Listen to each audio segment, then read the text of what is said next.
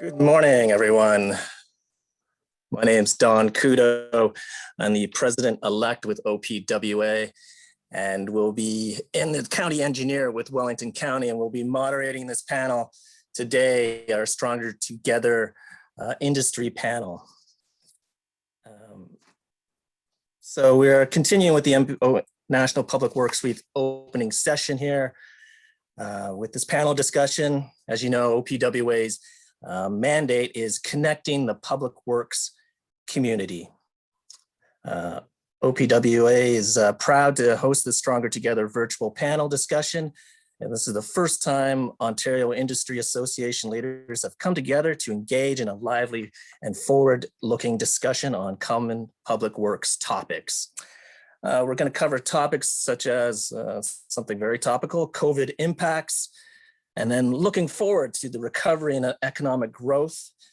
And we're going to also touch on climate change, resiliency, and preparedness as well. So we hope that everyone will gain some perspectives from the various roles we all play in impacting communities across the province. So as you can see on the slide, we have a number of different and various organizations. And let me start off by telling you a little bit about the organizations and the leaders that you'll hear from today.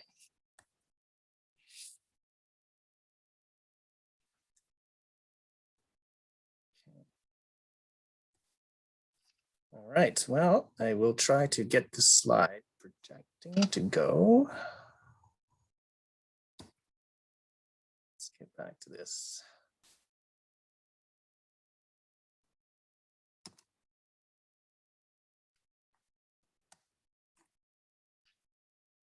Okay, excuse me on my technical difficulties here.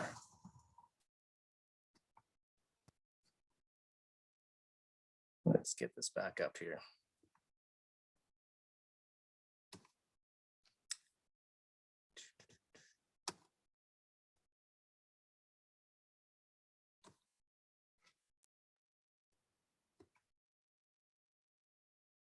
Let's go to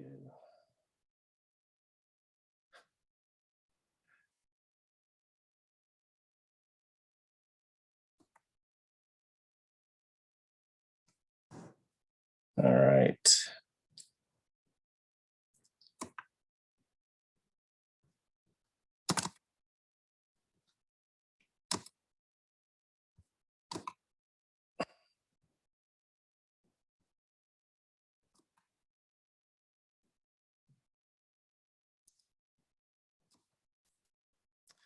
All right, I'd like to get the bios up and the association names here to show you who's on our panel today. Let's once again, I'll share my screen again.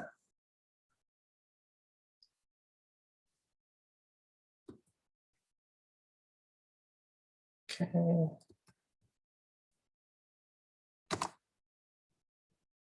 Let's get to the screen.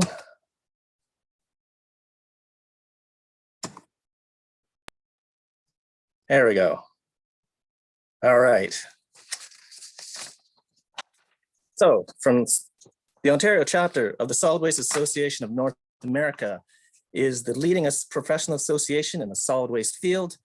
They are a nonprofit educational organization that serves individuals, communities, responsible for the management and operation of municipal solid waste management systems. We are very glad to have Dos Saligo, the Ontario chapter SWANA president.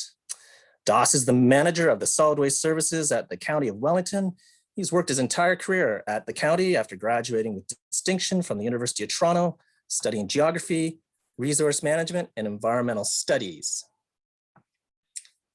Dos is a member of the board of directors for the Solid Waste Association of North America's Ontario chapter and is currently serving as the chapter's president.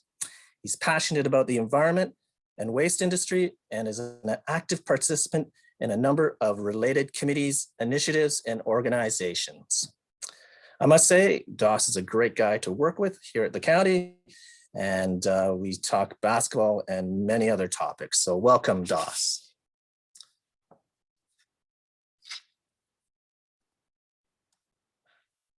Okay.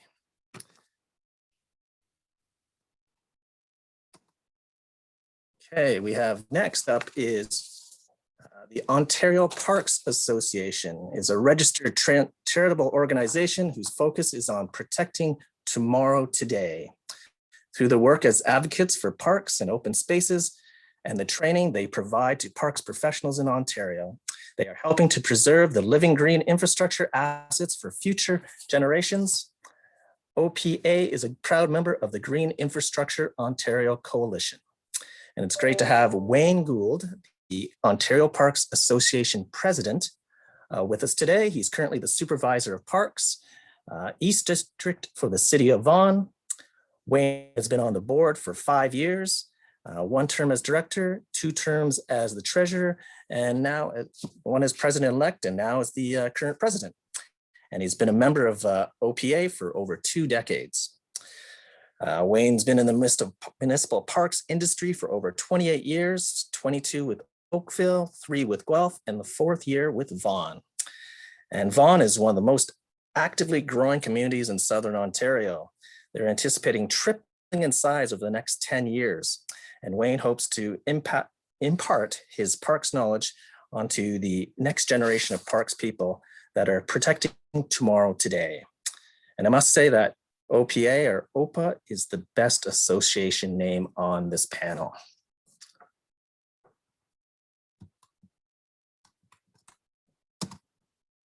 All right, next we have the Ontario Waterworks Association is a leader in the delivery of safe drinking water. OWWA is at the forefront of research, technology, and policy development with respect to safe, sufficient, and sustainable drinking water. It is a voluntary, not-for-profit organization of more than 1,500 water industry professionals. The association reflects the wide range of duties, responsibilities, and interests of their members. Jamie Butler is a contract administrator, professional engineer, and project management professional with a strong background in municipal and private infrastructure, and she works with a consulting firm, SEMA Plus. She has managed budgets, schedules, and scope on multiple projects, and she's familiar with government structure and processes and how they affect project delivery for infrastructure upgrades. Currently, she's the contract administrator for several municipal infrastructure projects, and she manages the field services group for vertical works out of SEMA's Mississauga office. Jamie made it clear to me that her name is not fancy and to pronounce it plainly, so I hope I did that in my intro.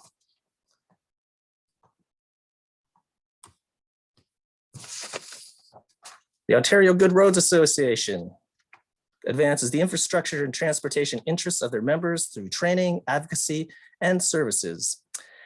Their main business objectives are to advocate the interests of municipal transportation and public works departments, provide education and training services, promote leadership in asset management, and develop plans, programs, and partnerships for municipal transportation and public works departments.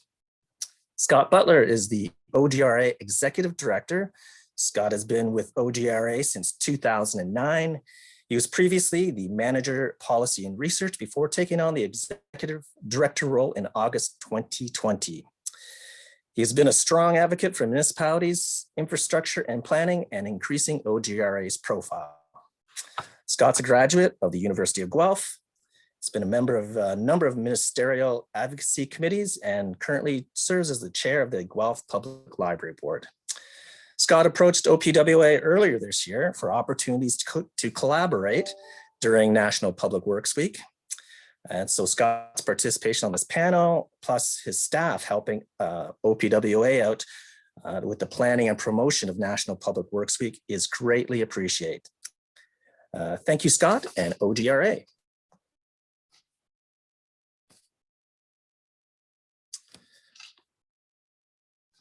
All right. And now we have, finally, we have the Water Environment Association of Ontario. WEAO is an incorporated not-for-profit association of approximately 1,000 environmental engineers, scientists, operators, and others from consulting companies, municipalities, industry equipment suppliers, and government agencies. Its mission is to connect and enrich the expertise of professionals who protect Ontario's water environment. and they are primarily focused on the wastewater field. WEAO president is Dean Iyer-Marino. Dean joined the region of Halton in 2007 and is currently the supervisor of wastewater biosolids management. He has focused much of his career in the biosolids management program, leading many projects. He's also enjoyed the role of providing technical support to the region's water and wastewater treatment plant in the Plant Performance and Optimization Group. Dean has dedicated his 23-year career to the water and wastewater industry, with his first 10 years in private industry. Since joining WEAO in 2007, Dean has been an active member on many committees, and he's been on the board of directors since 2015. He was also chair of the WEF Canadian Affairs Council, a working group made up of representatives from the 5 Canadian member associations and the Canadian Water and Wastewater Association. And finally, as myself, you've heard a lot about OPWA. We're being a not-for-profit organization with about 600 members. We're, of course, a chapter of the CPWA and APWA. And myself, I have 30 years of municipal engineering experience. I'm actively engaged in the municipal engineering community as president-elect with OPWA, as chair of the Ontario Provincial Standards Environmental Committee, and as a course director with the Ontario Good Roads Municipal Infrastructure Training course. And currently I'm the county engineer with the Wellington County, and previously I was the director of engineering with the town of Halton Hills and the deputy city engineer with the city of Guelph. Okay, so before I stop sharing my screen and getting out of this PowerPoint, whatever, this PowerPoint that hasn't been working quite well for me this morning, I just thought in welcoming our panelists, I have just a few notes here that we do have the Zoom chat function and the Q&A function to allow audience participation throughout our panel discussion. As panel moderator, I'll do my best to monitor the participation from our audience. And with that, I would ask our panelists to turn on their mics and cameras, and I will stop sharing my screen. Okay. Welcome, everyone. It's great to have all of you join us for our Stronger Together panel discussion. How about a quick test of mics here? I'll just say, how are you doing today, Dean? Hello, Don. Can you hear me? Yep, that's great. Great. Scott, how are you doing today? I'm doing fine. How are you? I'm very good. How was the weekend, Jamie? It was excellent.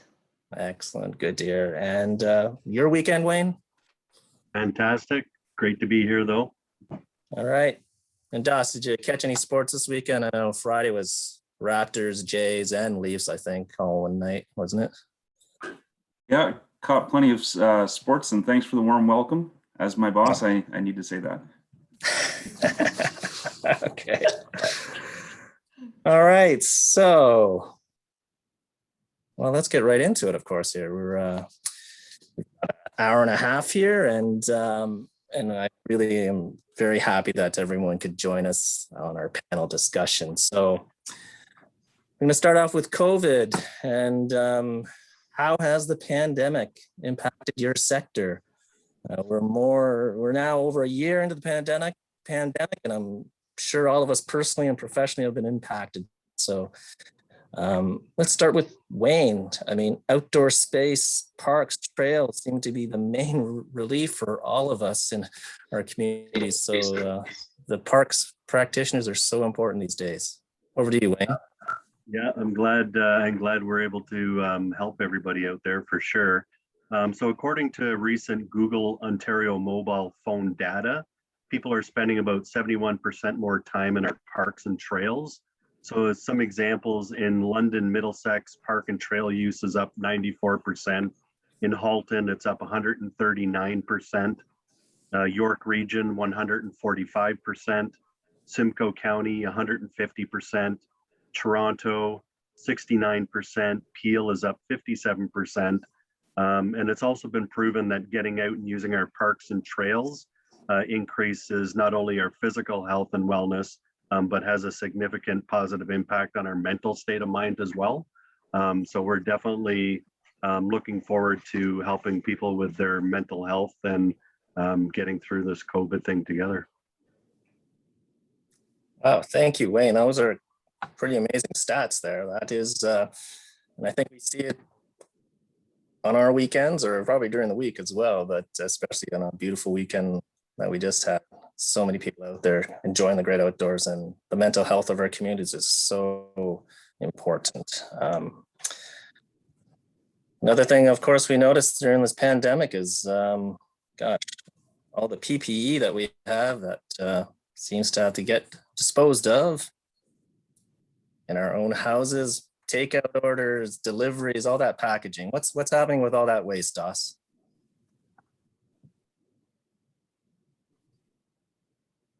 COVID's really caused a lot of impacts to the waste industry, as it has to every industry, or virtually every industry, I should say.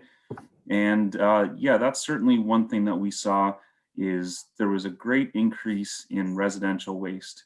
And that's across all three streams. With so many more people working at home, they're just generating more waste in the household, which municipalities, of course, have to manage.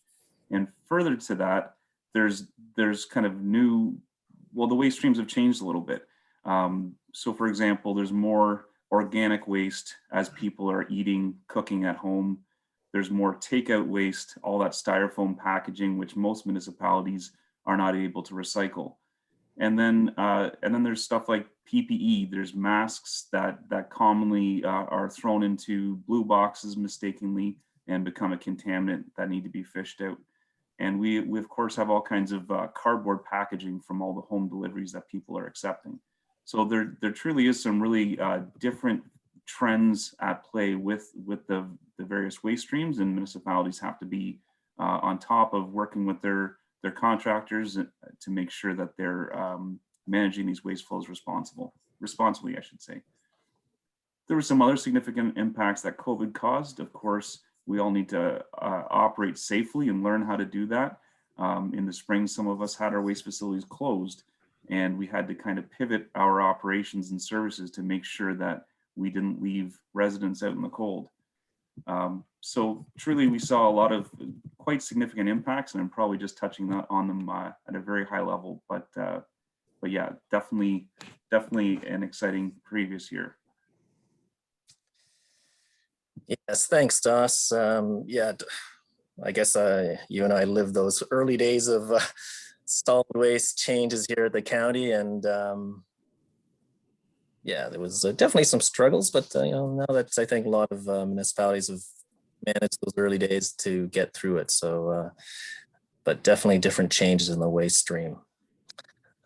Dean, how about the wastewater industry? There was talk about COVID detection through wastewater. So if you want to talk about the impacts to wastewater and perhaps some of the research that was going on.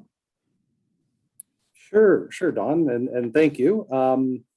Yeah, I think just to kind of quickly touch on what Doss was saying about the impact of facilities. Of course, with wastewater treatment, our facilities had to remain open and operating 24/7 to continue to treat the water.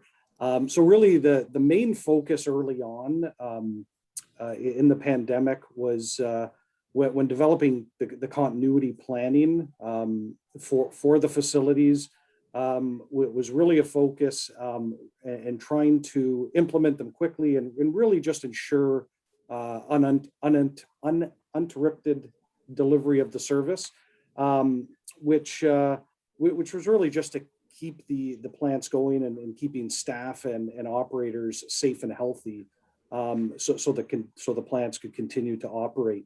So a lot of procedures, not unlike a lot of the other industries, we had to implement daily screening protocols for everyone, trying to minimize the number of people coming into the facility. We have maintenance staff and suppliers that need to come in. So trying to coordinate that and make sure that there's some separation and distancing going on. some plants have been doing staggered shifts in order to keep operators distanced as well. So these are some of the things that the plants are trying to do to maintain operations and keep everyone safe and healthy to continue this important service. But as you mentioned, one of the, I guess, positive things that the wastewater sector has been able to contribute is really the industry having an ability to contribute to the COVID pandemic and really the massive kind of research effort that's going on really globally. And wastewater's really had the opportunity to help contribute to that. And a number of municipalities have been able to contribute by teaming up with some of the academia and doing some of this valuable research and really trying to help provide a bit of an advance warning for the spread of the virus and maybe potential outbreaks that are going on in our communities. So a couple of examples like Halton Region teaming up with the University of Guelph, Niagara, working with McMaster University, and the municipalities are sampling the wastewater and providing it to the universities where they're able to test for COVID indicators in the raw sewage. So this is a really huge advantage in that the virus really presents itself in the wastewater, in the sewage, really prior to symptoms from the public. So as I mentioned, this is kind of an opportunity to have an early warning system to help public health, possibly make some important decisions on how to control things. And the other real potential there, Don, is that the industry, you're not limited to just sampling at the wastewater treatment plants to kind of get a general feel of what's going on out there, but we can actually even sample upstream in the sewer system to look at things like hotspot neighborhoods, hospitals, long-term care homes, so you could target these specific areas to see what is going on or try to figure things out before it gets out of control. So it's been a good thing and satisfying that the wastewater treatment sector can help out in that way. So yeah, that's just really interesting to be able to have that early detection and testing wastewater and that way. That's just incredible. So let's hope that research continues and amounts to something that will help all of our communities. So yeah, DOS touched on work from home, changing some of the solid waste disposal out there, and water and road side of things. Work from home. How has that affected the peak use of our facilities? So on the water side, Jamie, do you have any comments on the impacts of the water side and work from home, perhaps? Absolutely. The initial wave of the pandemic did result in higher residential consumption use per day, with higher morning and evening peak demands for some utilities. So the timing of the morning peak demands, it shifted. So presumably people are working from home, they're getting up later since they don't have to commute. Considering households where people live, work, and go to school in the same municipality, water consumption at places of work and schools just shifted to people's homes. So thankfully, our utilities have measures in place to deal with these kinds of shifts. So there, as far as I am aware of, I have not heard of any issues with those shifts. Another impact, similar to what Dean was talking about, another major impact was the need to assess impacts to staffing if workers became sick, and then the challenges of focusing on both priority and non-priority tasks with a reduced workforce. So utilities immediately limited the number of operators physically at treatment plants, and they eliminated unnecessary interactions between those plants or between the people. They no longer moved from plant to plant, they were stationary. Another thing that they've done was that they've begun developing how-to videos for components of their systems so that the operators could keep up with CEUs. And now at the same time that was happening, the temporary emergency order was put into place. So under the Emergency Management and Civil Protection Act, this allowed the province to extend, I believe it was by 6 months, any operators, certificates, and licenses that expired during the emergency order period. So this allowed operators to remain certified and to help ensure the continued operation of those water systems. One other impact I wanted to mention was on construction of water projects. So they were impacted in a few different ways, but initially we saw very minimal impacts. One surprising impact was the ability to fast track completion on some major linear infrastructure projects. And that resulted from decreased people and vehicular traffic. When schools closed, we were able to completely move forward with projects faster in front of those schools or in front of other places of business. So that was one surprising result. And then we only just recently started to see the effects of rising commodity costs. So because we only just started to see those, I'll just leave that there. Great. Yeah. Thank you, Jamie. Yes. Definitely projects have been able to move forward, and that's been good for a lot of them, whether it's in the water industry or just municipal infrastructure. So that's has been a positive. Scott, how about road use? Whether the volumes or I suppose on transit, etc. Any thoughts on work from home and COVID impacts? Yeah, thanks, Don. At a high level, I think there've been 4 impacts on roadways from a municipal perspective that the pandemic has really brought to light. And some of them are philosophical, some of them are operational.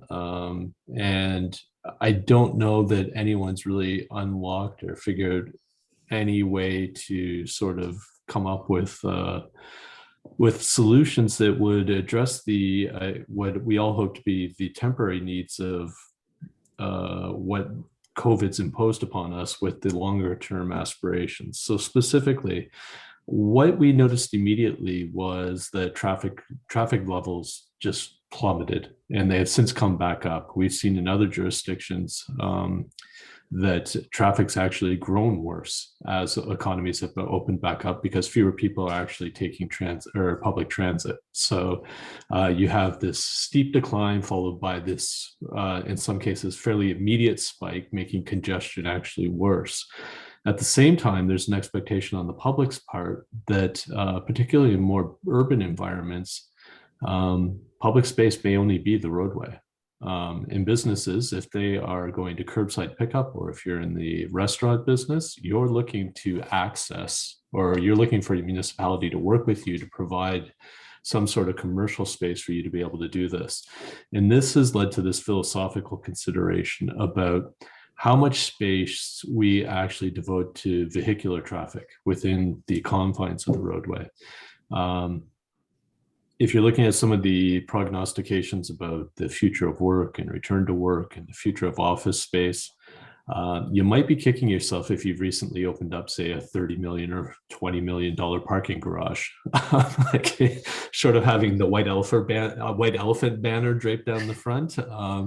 There may be an expectation, and it seems to be changing quite quickly, that we need to reimagine fundamentally how that space gets used. At the same time, we've also seen that the expectation around having an adequate amount of the roadway given over to road users who aren't in cars, the shortcomings of the existing networks have really been brought to light. So you're seeing municipalities make accommodations over causeways and bridges and culverts where previously had been too inadequate. So I think that that's really where we're at. On the maintenance side, there's been this rush to try, amongst some communities, to try to get a lot of the maintenance work done when traffic flows were lower. Other communities have been quite concerned about the fiscal implications that COVID has imposed upon them, and they've delayed. And then I guess to end it, because it's 2020, 2021, and everything has to end on bad news, the one thing that we have seen that is fundamentally quantifiable all throughout North America is that people typically are driving like boneheads when they are actually out on the road. They're driving way too fast. They're driving way too dangerously. And unless you're in the business of giving out stunt driving infractions, this is really a terrible, terrible news story that COVID has unleashed on those road authorities who are responsible for maintaining these assets. Thank you, Scott. And yes, maybe, you know, with people staying at home, yeah, where's the fun? I guess you jump in your car and you you drive like stink, I guess. I don't know if that's what's going on out there.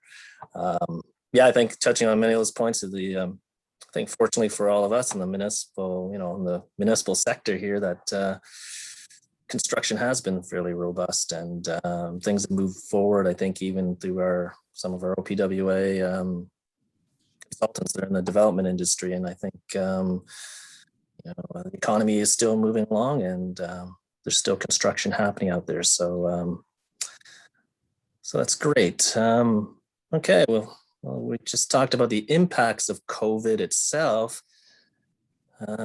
Soon we'll be coming out of this. Or is that me just saying that? I guess let's look to the future. What does the recovery from COVID look like? You know, the economic growth, even you know, prior to COVID, there's, you know, Ontario is set to grow. It's set to be more dense. We're going to welcome more people to this area because this is a great place to live in Southern Ontario. So I'm going to put it over to what's happening in your sector to prepare for the future. I think we'll start out, you know, we've got a couple of folks here, Wayne from large urban centers, you know, Halton region and Vaughan. So if you want to speak just to how you're preparing in the large areas, I'll turn it over to Dean first for the future for the wastewater sector. Great, thanks, Don. Yeah, there's you know, we've been the municipalities have been looking at the growth in Ontario and in Southern Ontario, and preparing for many years for the future and dealing with this growth and the amount of increased wastewater and biosolids that we're really going to have to treat and manage in the upcoming years. And a couple things, like one direction that I'm really seeing throughout the industry right now is that everybody's looking through the lens of how can we improve the efficiency, the resiliency, optimization of our system, and trying to really get the most out of our assets and our resources, really before looking hopefully to expand and build new facilities or expand existing facilities and the costs associated with those things. So so with that kind of focus,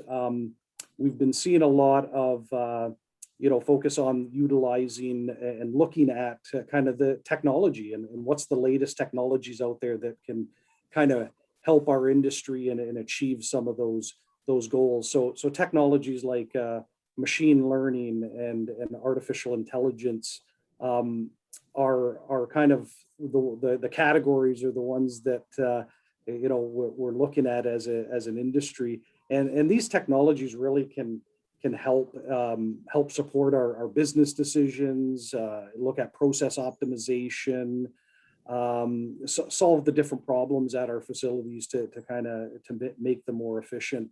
So the first step is really to have the systems in place to get good data and to kind of identify what the problems are and how we can solve them. And this is becoming such a popular area that I know at the WEAO level, members were really saying they wanted more emphasis on this area, and needed to learn much more quickly. And so this past year, a dedicated committee was established called Intelligent Water Solutions to kind of help fill this need for the industry to start talking about this at the association level.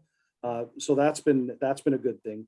The other big advancement I would say in the wastewater sector that's coming is the development of an integrated quality management standard for wastewater, which currently doesn't doesn't exist for wastewater, but the drinking water sector, after the Walkerton tragedy, really responded and did an amazing job in developing their drinking water quality management system that really complements the legislative and regulatory framework, and really dive in a lot deeper into the elements of their system to look at the fundamentals and ensuring kind of the long-term sustainability. So I think the wastewater sector is looking at that standard and going to be utilizing that as as something to refer to and help to develop the wastewater standard. The key, I guess, advantage to this wastewater standard that I see in particular is that, you know, small and medium municipalities, you know, don't always have the resources to kind of develop a system like this. So I think this kind of standard will help bring everybody to kind of a level playing field. The small, medium, and large municipalities will have a standard that they all can work from that's even across the board, and as well bring us up to what the drinking water is up to. So with that said, the CSA group is currently working with the MECP and a number of our municipal industrial associations to develop this Ontario specific wastewater standard. So I think this is going to be a really key strategy moving forward for our sector. Well, thank you very much, Dean. That's exciting to hear that lots going on in the industry, and glad to see that WEAO itself is addressing it with your own committees and that your membership's looking forward to that stuff. Wayne, you mentioned City of Vaughan tripling in size over the next 10 years. Huge amount of parks used now. What's it going to look like for you in the short term and long term in the parks industry? Well, for the park sector, the good news is that councils have recognized the increased demand for parks use, and in most cases are maintaining current budget levels, and in numerous cases have actually increased traditional parks budgets.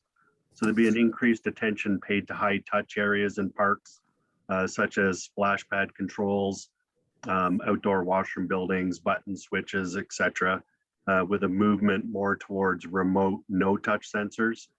This will avoid unnecessary bacteria spread. With the increase in parks usage, you'll see more access to washroom facilities. There'll be more hand washing stations and special design changes to parking lots to accommodate increased demand. It's anticipated there'll be more bike paths and pedestrian walkways, which in fact may stay open for full years, for a full year, as opposed to just spring, summer, and fall, where that's practical. Larger urban areas and parks will see new park designs, which will reflect more what we've learned from COVID, such as one-way trail designs, trail loops, more smaller family type park amenities, such as pavilions and picnic areas, and this will avoid large crowds. Increased and better signage to help educate the park users on park etiquette and sanitizing and safe practices. And there's been a real push on right now too, with a lot of people working from home. The park sanitation issue is out of this world right now. So people don't want to wait for their 1 week or 2 week garbage pickup. So their easy out is walking across the road or walking to their local park and getting rid of their garbage. So that's probably been one of our biggest challenges. And we're looking at different ways to help kind of monitor and deal with it going forward. But I think there's probably going to be a big education push once it's all over to re-educate people to use their home pickup service and keep the household waste out of the parks. Yeah, isn't that ironic? More people want to use these open spaces, but then there's people using it for the not good uses of disposing of things. So that's yeah, it's unfortunate. Yeah, it is. Yeah, I suppose all the different social aspects, behaviors really highlight itself, during this time period. But yeah, definitely yeah, I can see the political side of things, valuing our outdoor spaces and parks in the future. So thanks for that, Wayne. Scott, I know OGRA has a large representation from rural Ontario. If you want to speak to some roads or just even the rural aspect of recovery and economic growth. Sure, there are a couple things. So we had a presentation at our conference by Mike Moffat, who's an economist at Ivy School of Business at Western, and he was talking about the flight out of urban areas and how this had been a long-going trend, but it really picked up pace during COVID. And what we're starting to see is that communities like Tillsonburg, like Port Perry, are going through these rapid periods of growth, and municipalities are sort of struggling to keep a pace with this growth. Housing prices have gone up, but I think I raised that as the primary indicator. But the other thing we're starting to see is that traffic counts in some of these communities have really shot up as well. One of the other more interesting phenomena that we've observed with borders closed and without people are traveling closer to home. And if you've spent your life in Vaughan, or if you've spent your life in Toronto or Ottawa or Windsor, driving in the countryside to go and see places, you may not appreciate the full extent to which rural driving and the rural driving culture is a little bit different. And so we're seeing more interactions from a safety perspective between visitors to some of these communities. And in particular, we've heard Niagara's been a real hotspot for this, where day trippers are going out and encountering all sorts of farm implements moving across roadways and things of this nature, and profoundly uncertain about what they're supposed to do in these situations. And I think what's happening when you begin to look at that is that it's something we wrestle with all the time as an organization that has a number of rural members, 370 odd rural members, as well as, say 75 members who are of what we'll call urban fabric. The interchange between those two groups is happening on the roadways in ways that hasn't happened in the past. And I think what it's really done is it's pushed into the limelight for us to consider ways that we can be really clear in when we're training people to drive on roads, to have a really comprehensive framework of expectations and standards and education about how roads should be used regardless of where they are in the province. Aside from that, the other thing I think that's happened is it's given some opportunity when we begin to think back. I mentioned earlier this allocation of space. I think some municipalities are really wrapping their heads around the communities they want to build. And they're starting to understand the benefits of having their roadways reimagined differently. And we're already starting to see some projects that are advancing because they're satisfying objectives. They're being accelerated rather on the schedule because they're accelerating those objectives. Okay, great. Thank you, Scott. That's, yeah, I myself, heading out in North Wellington County, you do encounter a number of different users, agricultural and horse and buggy from the local Mennonite community. So it's something to consider for road users if you're not, if you're from I'll say going to school in Waterloo area, I've known about the horse and buggy community up there, but if you've never experienced that before, it is something you got to be careful of when you're driving through the area. Das, on the solid waste side of things, future recovery, growth, and if you have the rural aspect to comment on, that'd be great. Thank you. Sure, Don, thanks.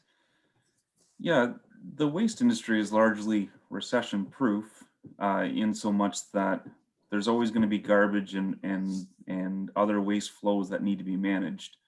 But that being said, belt tightening is something that we saw impact a lot of municipalities and companies, to the point that where COVID was affecting municipal budgets and organizational budgets, in some cases there were layoffs or hiring freezes. And so we all needed to kind of figure out how to do more with potentially less employees. So certainly you want to have some resiliency within your group that, you're adaptable to changing circumstances including potentially, having staffing resources cut back on a little bit. But a lot of this comes to priorities as well. And here in Ontario, we actually have very limited landfill capacity looking forward. There's approximately 14 and a half years of landfill capacity remaining in Ontario, and there hasn't been a new landfill sited for 21 years. So yes, there's jobs in landfilling waste, and municipalities are advised a lot of that landfill capacity is actually held in the private sector. So municipalities are vulnerable to price increases in the United States, which also takes a lot of waste, and in private landfills here in Ontario. So yes, you want to be prepared to site landfills, to try to develop one. There's jobs in that, but there's actually more jobs in diversion. There's 10 times more jobs on average in Ontario for managing something that you can keep out of the landfill versus something that you're putting in the landfill. So when you have constrained landfill capacity, it's important that municipalities also invest in diversion. So there's a lot of factors at play there as just kind of a larger trends discussion, but then specifically looking at growing back and prospering in the new economy. I've got some similar comments to what Dean was saying, where you want to look at innovation and growing back stronger and smarter. And so municipalities, for example, here in Ontario, I'll finish that thought. Municipalities should be trying to focus on areas of strength that they have. And here in Wellington County, we're partnering with the city of Guelph to develop what we call Canada's first circular food economy. And this is trying to solve a lot of the issues that we see around food. So making sure that food waste is composted and turned to a valuable resource, feeding people that need that food, and also developing business opportunities around our strengths here, which is rural, which is agricultural, and research. University of Guelph is a research powerhouse in the agricultural field. So look at your strengths and look to the future and think how you can build back in a smarter, stronger way that's resilient and that is forward-looking, because there's always new technologies, new methods of doing things, delivering services, and we want to be at the forefront of these. Yeah, great. Thank you, Doss. Yeah, that is that circular economy and our food future that's happening here locally is quite forward-looking, and something that came out before the pandemic, but certainly will be moving forward and helping recovery side of things. Okay, Jamie, from the waterworks side of things, what does recovery look like, economic growth? And you're our sole private sector consultant here on the line. So if you have any thoughts as what the private sector perspective is, that'd be great to hear as well. Sure. Well, certainly the process optimization and asset management focus that Dean mentioned, certainly that's completely relatable to drinking water as well.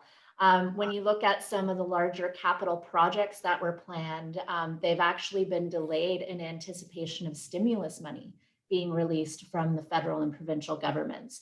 And despite the delay of some of those projects, we haven't seen a decline in requests for proposals. So owners, although they are focused on maintaining their water systems at this point, they're really also planning for the future and for those post-pandemic needs. Okay, thank you for that. That's great. Yeah, I mean, overall from the Ontario Public Works Association side of things, it has been fairly, I'd say, throughout the industry, business as usual. And I think things will be busier than ever moving forward. There's a whole need of staffing, resources, et cetera. Who's going to be, people retiring and people coming back on board, and needing to get more people involved in our industry right across the board. So, okay, let's move on to this large topic I've penned here about climate change, resiliency, emergency planning, all these items, climate change and the unpredictable extreme storm events. In February, the Texas winter storms that they experienced down there, and severe power outages that affected all kinds of services, such as water services, storm events in Southern Ontario, the flooding in Burlington and Toronto and Mississauga, huge community impacts, huge economic impacts. So I'd like to hear from the different industries here. What is the emergency planning and actions, resilience in your industry that you're preparing for some of these events that could happen? I'll turn it over to the roadside, to OGRA, to Scott. How do first responders respond to these events without roads, or without roads? Helicopters? There you go. Okay, that's the new way. There you go. I think if we're looking at climate change, there are two things that jump out from OGRA's perspective. The first is the decarbonization of transit or transportation more broadly. And here I'm specifically talking about the modalities, more human-powered, biking, walking, and other modalities that are less carbon intensive, primarily electric. So that varies from e-scooters to electric semis and everything in between. The constraint, of course, is that you need a place to charge those. And we recognize that there's spillover from that shift happening to other aspects of the sector way beyond the roadways, right? And so I think that's the first stream. The other one is how we make those assets that are owned by municipalities more resilient. We know that the 100-year storm of 20 years ago happens with rather consistent frequency now. So we need to crack open all the specifications, all the standards we have to understand whether or not we're right-sizing our infrastructure when we're rehabilitating it, when we're building it new. And then finally, the inputs that go into that infrastructure are changing. There's all sorts of indications the federal government are going to begin looking at less carbon intensive concrete, that municipalities are interested in fiber buttressed roadways. There's lots of technology that is re-examining how these assets can be made more less carbon intensive, more climate friendly. And the other really big thing that I think climate change is imposing on us is reimagining winter maintenance specifically, because this goes right towards source water protection. So are there new products? The magic bullet for the $1 trillion idea for anybody out there is to come up with something that's cheap and as good as road salt. In the interim, we'll continue to use road salt, and we will use it as judiciously and as we possibly can, recognizing that it's in fact a good news story. Road salt use amongst municipalities has declined significantly. But when we look at some of the forecasts coming out for things like freeze-thaw cycles, we know that we'll be crossing that 0 degrees centigrade threshold on a more regular basis. And that triggers a whole series of activities that traditionally we haven't had to undertake when temperatures have dropped and stayed low. So strangely, when you begin thinking about the interface between climate change and roadways, it has very little to do with roads. It has almost everything to do with everything else. And that's why everybody else is on this panel.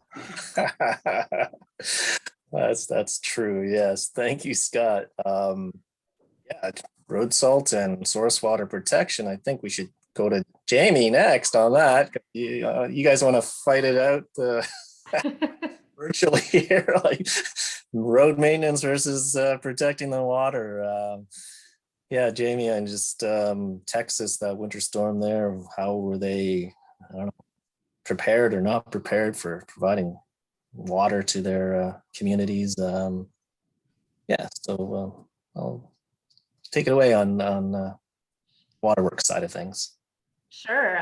So every municipal drinking water system owner and operator is required by Ontario's drinking water quality management standard to have plans in place that set out how they will respond in an emergency.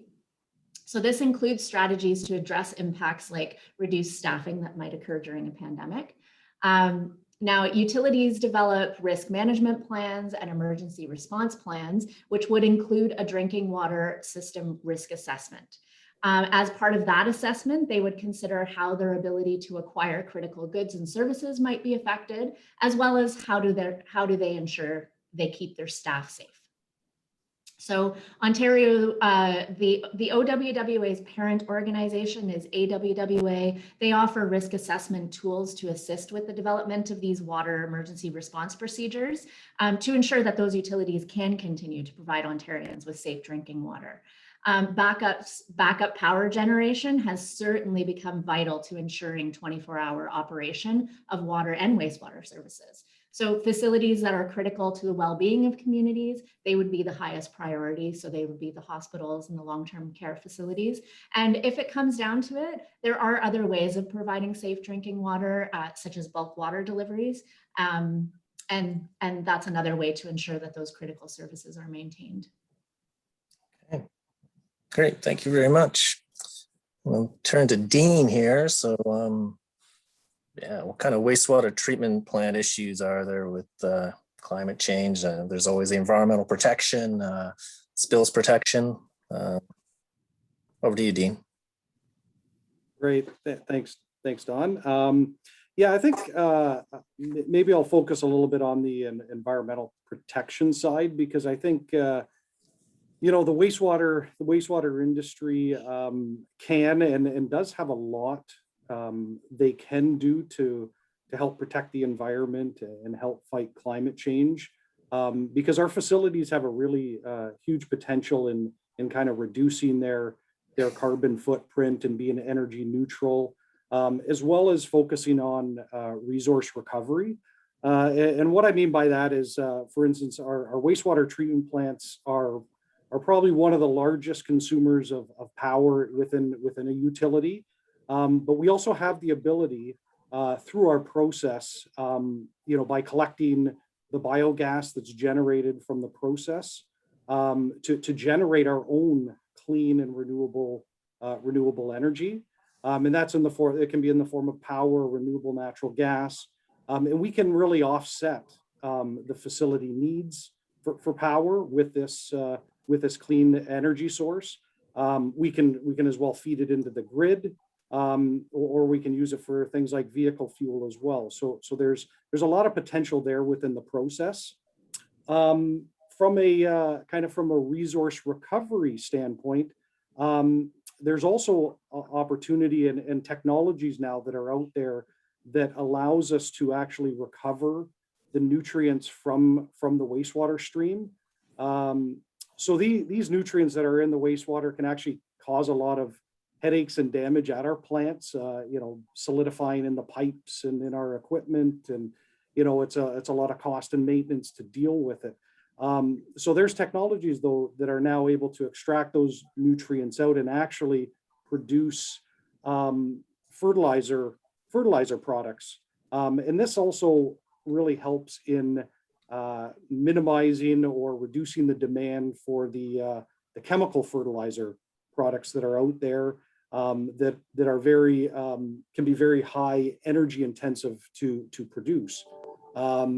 So that's a big benefit on the environmental side, as well as on just kind of the global supply of these nutrients, like phosphorus. We're hearing that, you know, global supplies of phosphorus are going to run out in the not too distant future. So if we can find alternative ways to develop and produce these products, I think that'll go a long way in helping to fill that need.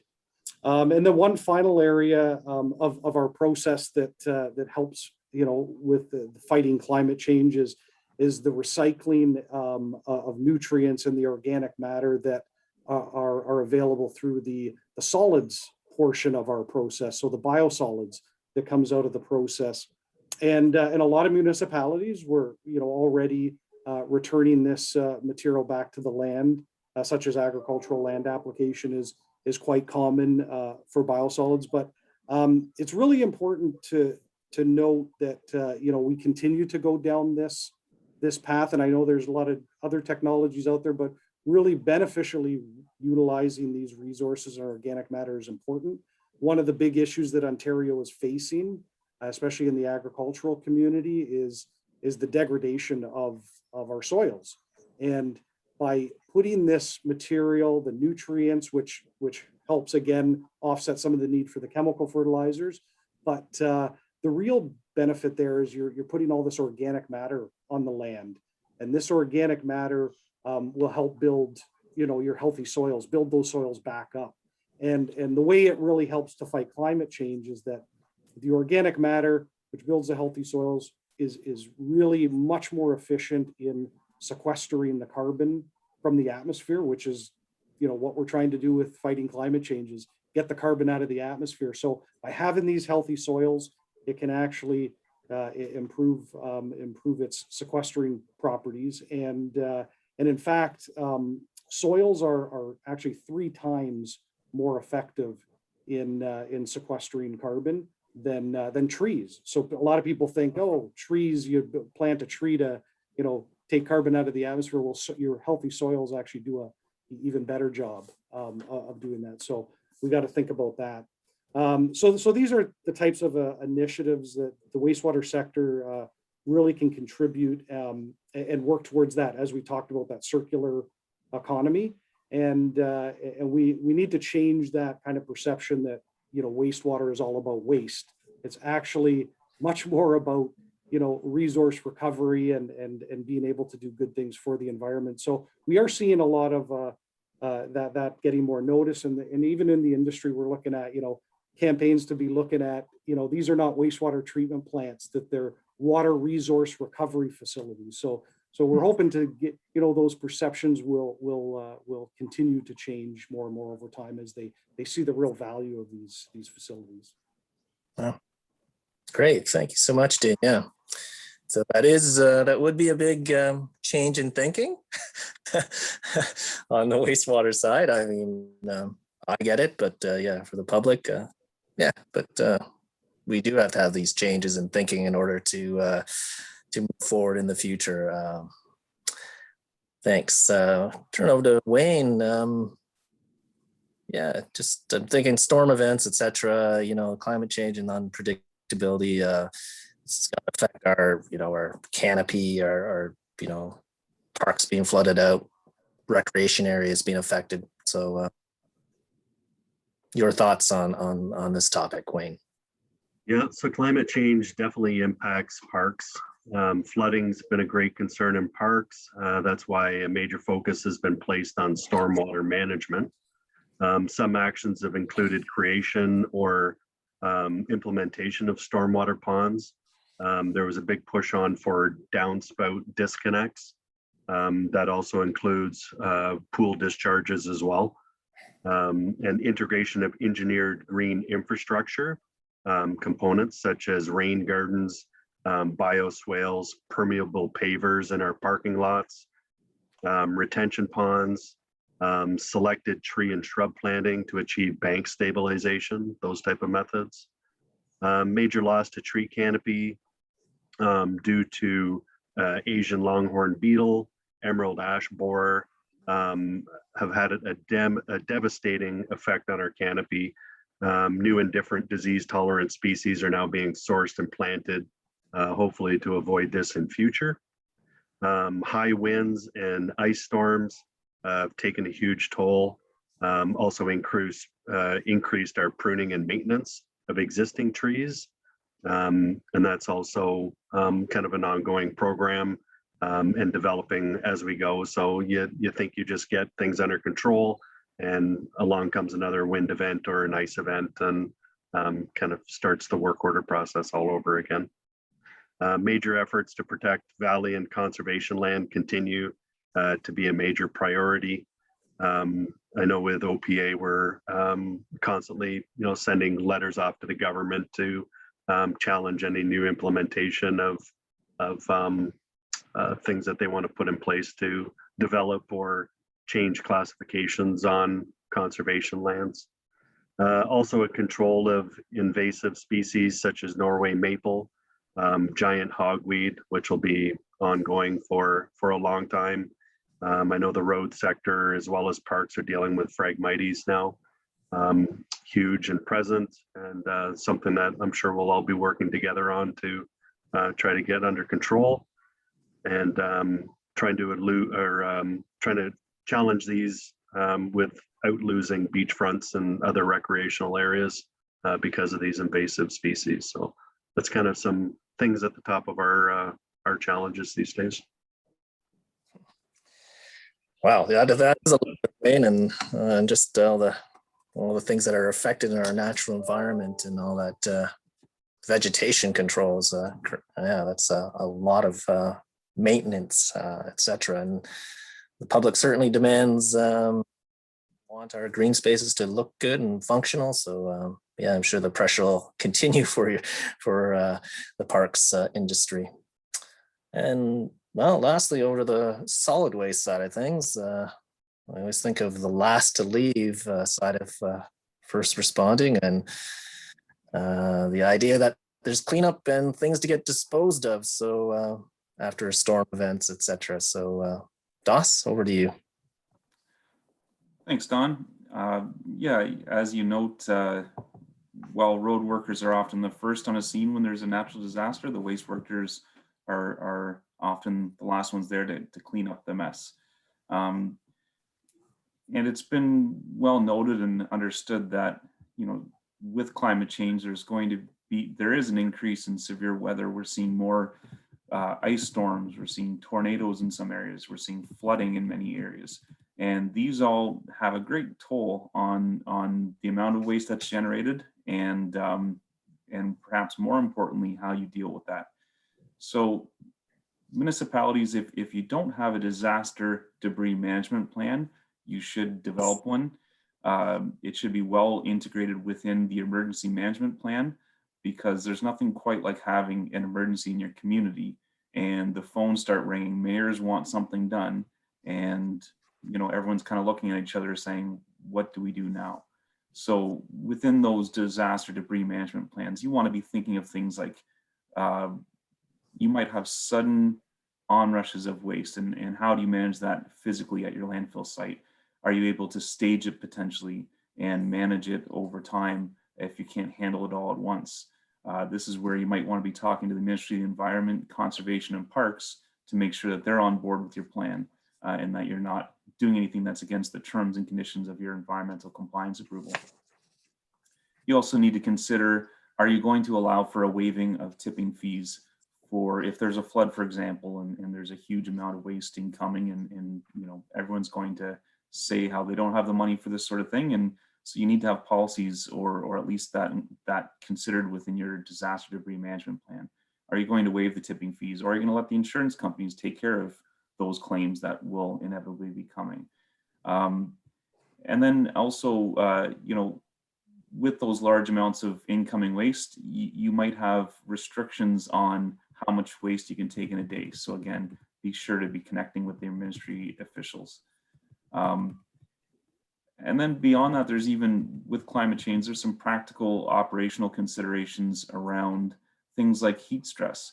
If any of you have seen heat maps of how our cities and communities are increasing every year in the temperatures they experience, then it doesn't take too much math to see that in the not too distant future, this region is going to be a lot warmer. And yes, there's going to be more precipitation, some more flooding, but also, be prepared for your outdoor frontline crews that, heat stress is considered, and if need be, you're allowing for breaks, you're allowing for potentially even cooling stations on those really hot days when a construction project just must go on. So a lot of considerations for sure around climate change and resiliency, and having a robust emergency management plan is certainly part of that. Great, thank you so much, Dos. Yes, one of the, I guess, APWA themes for public works environment is first to respond and last to leave. And I certainly see that in our public works world here at the county. Of course, our roads group is always out there to help out with the police to close down roads, close down facilities, and then open up those roads again, clean up the road. And during any sort of wind events, ice event, there's once again, the roads groups are helping out on those first to respond, but then the last to leave would be the cleanup and everything being disposed of at our solid waste facilities. So yeah, Public Works does play a big role in emergency preparedness. On the climate change front, I know a lot of communities have climate change mitigation plans, and it's includes a lot of different ways to save energy and lessen the carbon impact of communities, whether that's through fleet changes and alternative vehicles, and looking at that, even street lighting. I recall when I was at Halton Hills, that was a big change over there to the LED street lighting to convert that. So yeah, we're all doing our part to help out to address the climate crisis. All right, well, we're getting down to the last part of our panel discussion. It just seems to me that we have so much, we're all interconnected in one way or the other in the overall public works field. And I know all the associations here really do a great job of helping and educating and putting on different events for their various associations. So I'll turn it over to each one of you to talk about what you've got going on with your events in this. Of course, we've all had to change over things in this virtual world. Maybe you've got some, maybe we can even look forward to some in-person events. I don't know. How about start with Wayne? What's OPA, Ontario Parks Association, up to? Well, everybody can check out the Ontario Parks Association website. Due to COVID, we moved a lot of our training to virtual. So some upcoming training that we have are Book 7. We have an invasive species workshop and chainsaw safety. June 24th, we have our annual general meeting.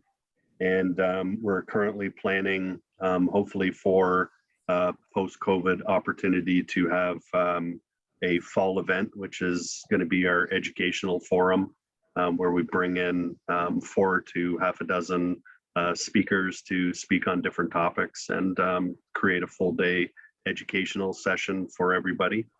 I just like to take this opportunity as well to thank Don and the rest of the panel for the opportunity to OPA to have a voice today, and really appreciate sharing our information from the park sector.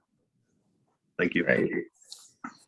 Thanks so much, Wayne. Yeah, and I'll be rolling credits at the end of the panel discussion to highlight everyone's websites and so on, so everyone can tune in there. I guess it's pretty easy to do a search, but anyways, thanks for coming on board, Wayne. How about the Waterworks Association? Jamie, what's up? Sure, we have a few things planned right now. We have just the end of, actually, I think just in a couple of days, we have an asset management webinar that's actually joined with WEAOs, with WEAO. So that's coming up very soon. Our parent organization, their AWWA, their conference is 100% virtual this year. So that's coming up in June. We have an ongoing fundraiser at the moment in support of Water for People, and it's a plantables fundraiser. So if anybody needs to get anything for their garden, May 24 is coming up, and you can get it through the Plantables website for Water for People. And then in the fall, we have a number of asset management webinars and distribution webinars planned. We are planning for an in-person golf tournament. We'll see if that can happen, but look for that probably in August or September. Great. Thank you, Jamie. That's it's good to have those plans to actually get together and see people, right? Hopefully. Yeah. Well, you've got something going on with WEAO on an upcoming event, so let's turn it over to Dean to talk about what WEAO's got going on as well. Sure. Thanks, Don. Yeah, we at WEAO, we have a number of our technical committees are putting on a series of spring webinars. So we've already had a few of them already occur before May and in April. So some of the upcoming ones, though, are I had mentioned our Intelligent Water Solutions Committee. It's a new committee, and they have a series coming up in May, over May and July and September. So they've split them up into three different events, shorter in duration. So hopefully people don't have to sit on for many hours at a time, but break them up into a couple hour segments. We also have our Wastewater Treatment and Technologies Committee series as well over the course of May. Asset management that Jamie had mentioned is coming up. And we also have our Stormwater Committee putting on an event on May 27th and May 27th. And then our Collections Committee putting on event June 2nd and 9th.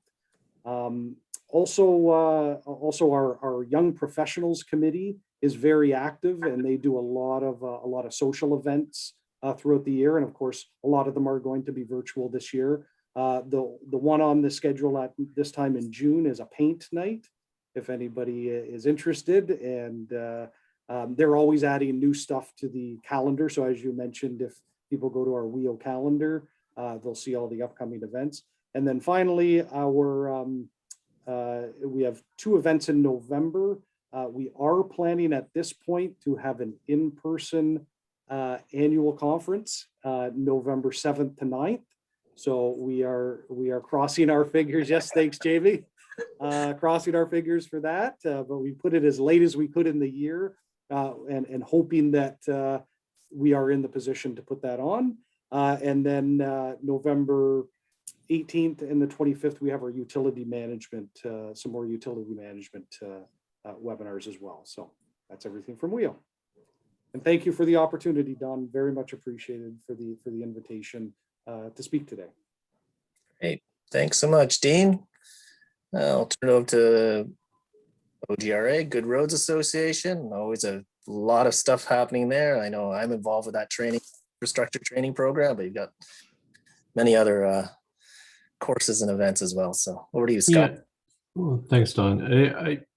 It's a COVID world, and unfortunately, we are still in an online footing in terms of course delivery.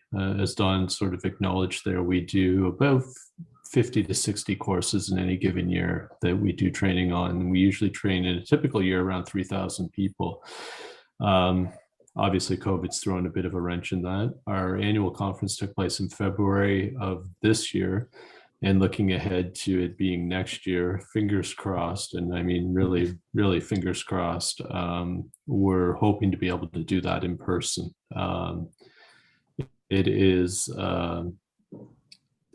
Online is a nice Band-Aid.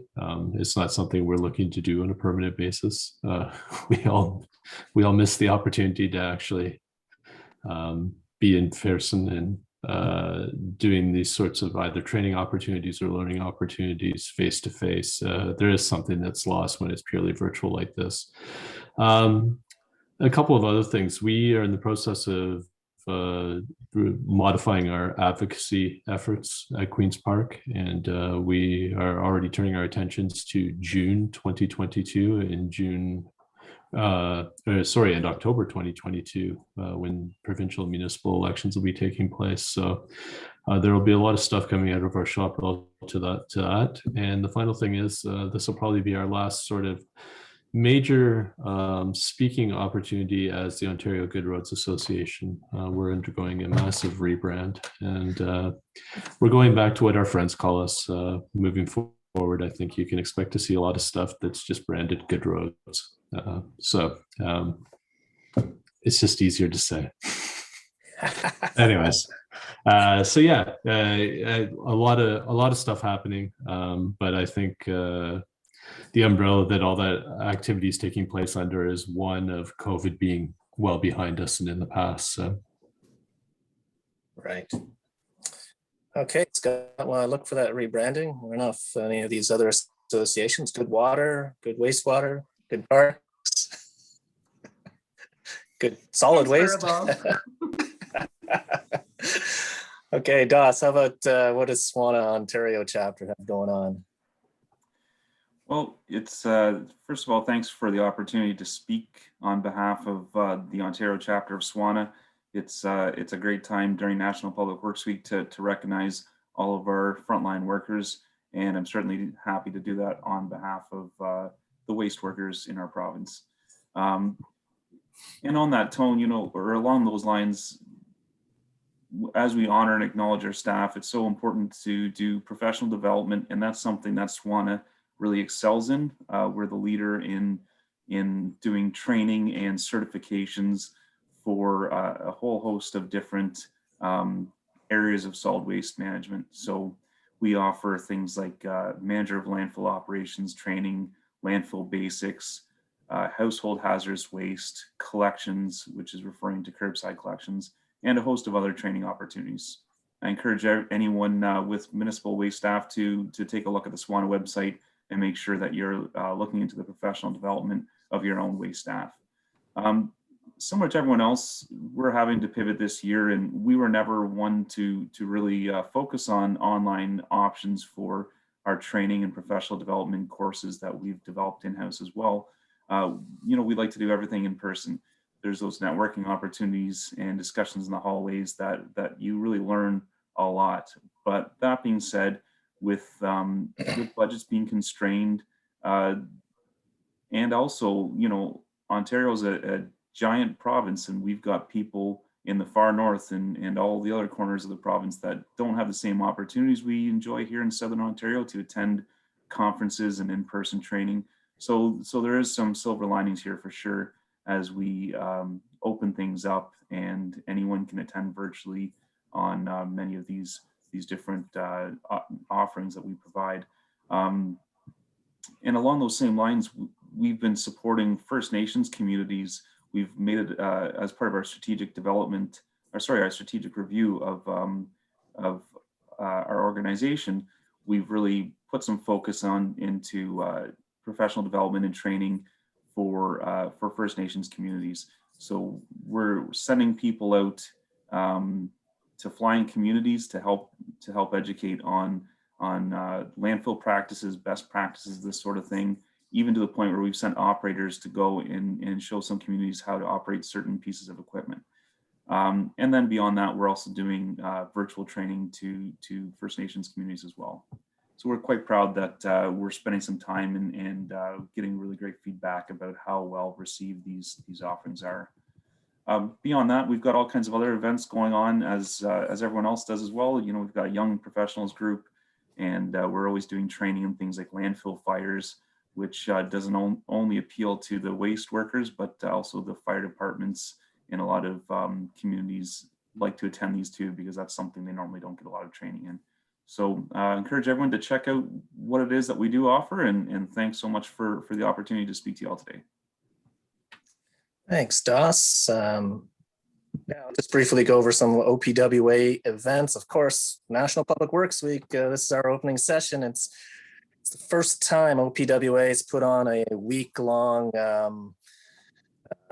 event list of schedule. Mostly, you know, National Public Works Week seems to happen at different at the local level at different municipalities. So there's probably something happening in your community.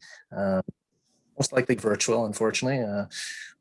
So stuff to check out there. So definitely we have 12 sessions going on this week. Technology showcase, 3 of those sessions, diversity inclusion with our session tomorrow with our young professionals group.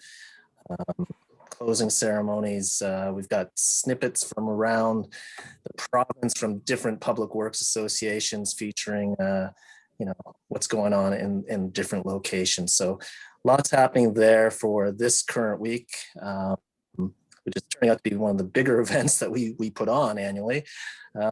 Following this, PWX, which is the American Public Works Association conference, is happening live, still scheduled to be live in St. Louis, Missouri at the end of August. So that is a big event from an APWA perspective. Following that, we have a right-of-way conference happening in the fall. We are also planning to have an in-person golf event in the fall as well. Later in the fall, we generally do the call out for awards, Project of the Year awards that we award at our annual general meeting and awards ceremony in January. So those are the upcoming events. We're also, running Public Works Connects, monthly webinars, lunch hour webinars that cover off a wide variety of topics as OPWA does cover. So with that, just finally, I just want to thank everybody for participating on this panel. This is great, and I really want to give a shout out to you folks as leaders of associations and your boards, because it's these associations are so important to our municipal network. Thinking back a year ago, like who was I leaning on? I was leaning on I met through different associations, different events and courses, and probably through a few hospitality suites as well, right? And associations have to put on these type of events so that you can increase your network. And increasing your network is a way to not only grow personally, but professionally and personally. It's so important that we have people like yourselves leading associations and the boards of directors that put up their hand to put on stuff, because it's all volunteer. It's all on the side of what you do on a full-time basis. So shout out, hats off to all of you and all of your volunteers as well. And if there's people in the audience, I mean, we probably are members of many associations. If you're not part of an association, I suggest please go join an association. It really enriches your work life and gives you the connections that you need in times of need that we are in. So thank you to everyone. I'm going to be signing off by rolling the credits here. So if you guys want to wave goodbye, it was great to meet everyone. Thank you so much for participating, and we look forward to working with you again sometime soon. Thank you, Don. Thanks. Tom. Thanks. Take care. See you, everybody.